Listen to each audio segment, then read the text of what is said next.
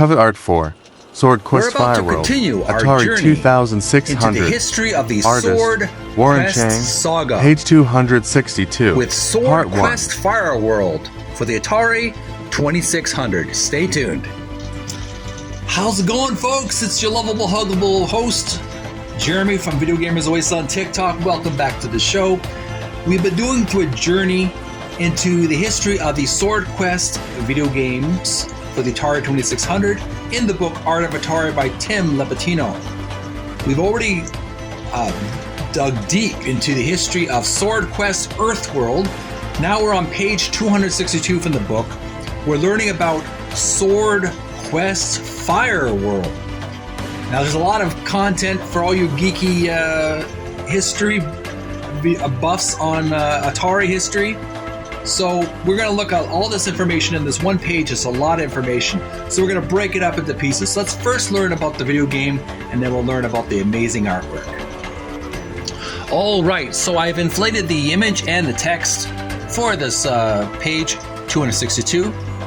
And we're learning about SwordQuest Fireworld. The second entry in the series, Fireworld, was already in stores as the Earthworld tournament ended.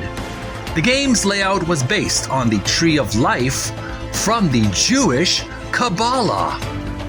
The competition prize was the Chalice of Light, a golden, jewel-encrusted chalice worth $25,000. Michael Rideout of South Carolina took home the top competition prize and reportedly later melted the chalice down to pay for his college tuition. What a sacrifice to make. Oh, we could have had that chalice in our hot. I could have had that chalice in my hot hands if I had the money for it. But what a great sacrifice he made for his college tuition. And here's the illustration of the game, the thumbnail of SwordQuest Fireworld. The hero is in black, a black little shadow figure, surrounded by some kind of orange, light orange, yellowish walls, and sort of a light purple blue floor. And it's some kind of maze. I guess it's a dungeon of some sort where you have to look for treasure. You have to be looking for the Chalice of Light.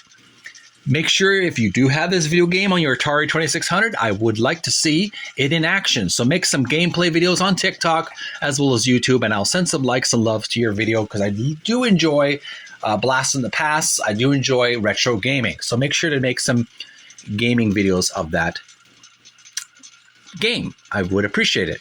On with the artwork. And here's a close-up of the front cover of the video game.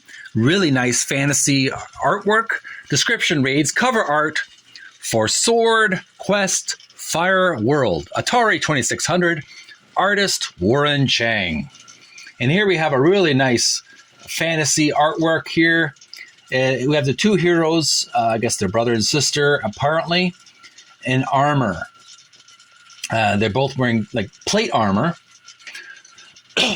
scale armor, and they're wearing helmets very similar to the Norse Vikings. I guess they wear wings on their helmets. Maybe there's Germanic warriors who wore those kind of helmets. They both have swords in their hands. They're in a dungeon. You look at the floor. There's cobras and skulls littering the floor. It's very terrifying to look at. And you can see Warren Chang's signature on the steps leading to the treasure. There's two pillars on either side of the painting, and an archway in the center. And of course, there is the Goblet of Light, the Chalice of Light, with bats all around it. And of course, there's a guardian, a terrifying black magician, fighting these two warriors, preventing them from accessing the Chalice of Light. So it's I really like the way the guardian looks. He looks like a terrifying Dracula / Ming the Merciless kind of character, very sinister, very theatrical, almost like Dracula. But make sure to leave your comments on what you think about the illustration. I do think it's really effective and really nice. It has almost like a Halloween spooky look to it too, as well. And that's basically the illustration for the front cover. And I really like that. Leave me comments what you think about the illustration.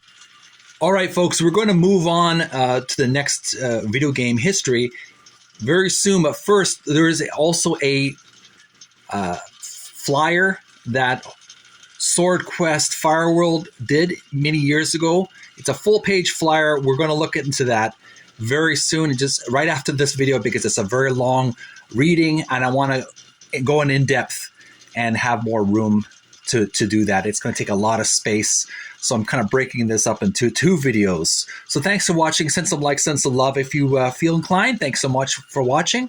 Right after this video, we're going to learn about the SwordQuest Fireworld flyer, and that's called it was from the Atom Age magazine.